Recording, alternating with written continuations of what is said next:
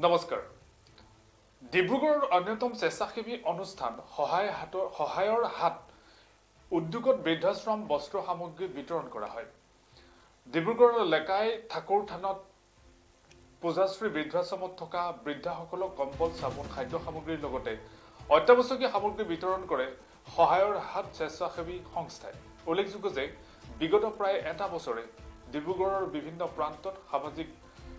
কৰ্মসেৱা অব্যাহত ৰাখি আছে স্বেচ্ছাসেৱী সংস্থাটোৱে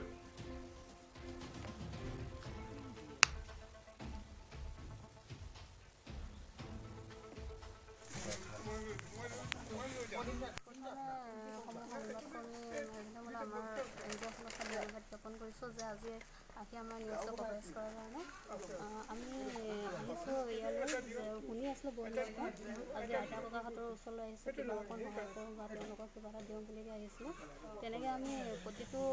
ডিব্ৰুগড়ৰ বা অসমৰ যিকোনো ঠাইতে গৈ গৈ তেনেকৈ কৰি আছোঁ আমি কাম আৰু এইটো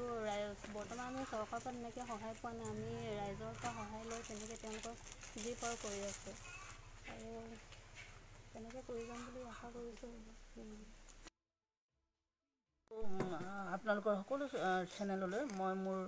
আশ্ৰমৰ পৰা ধন্যবাদ জ্ঞাপন কৰিছোঁ আৰু লগতে অসমবাসী ৰাইজলৈও মই মোৰ ধন্যবাদ জ্ঞাপন কৰিছোঁ আৰু যিটো সহায়ৰ হাত NGO আহিছে তেখেতলোকলৈও মোৰ অন্তঃকৰণৰ পৰা ধন্যবাদ জ্ঞাপন কৰিছোঁ আৰু এতিয়ালৈকে আপোনালোকে ধৰক যিটো নিউ বিল্ডিঙৰ কনচেপ্টৰ কথা কৈছিলে যে বহুত আগবঢ়োৱা কাম আছে হয়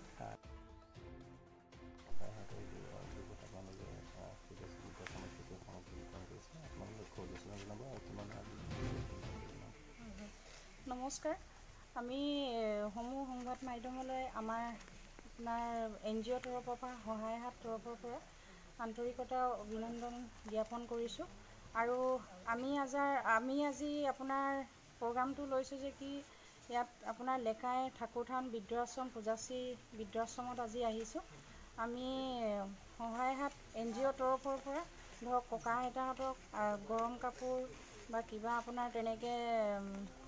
গাৰু কভাৰ বা আপোনাৰ ড'ৰমেট তেনেকৈ সেইখিনি আমি দিবলৈ আহিছোঁ আৰু আমাৰ এই NGOটোৱে আপোনাৰ বহুতখিনি ঠাইত ধৰক এনেকৈ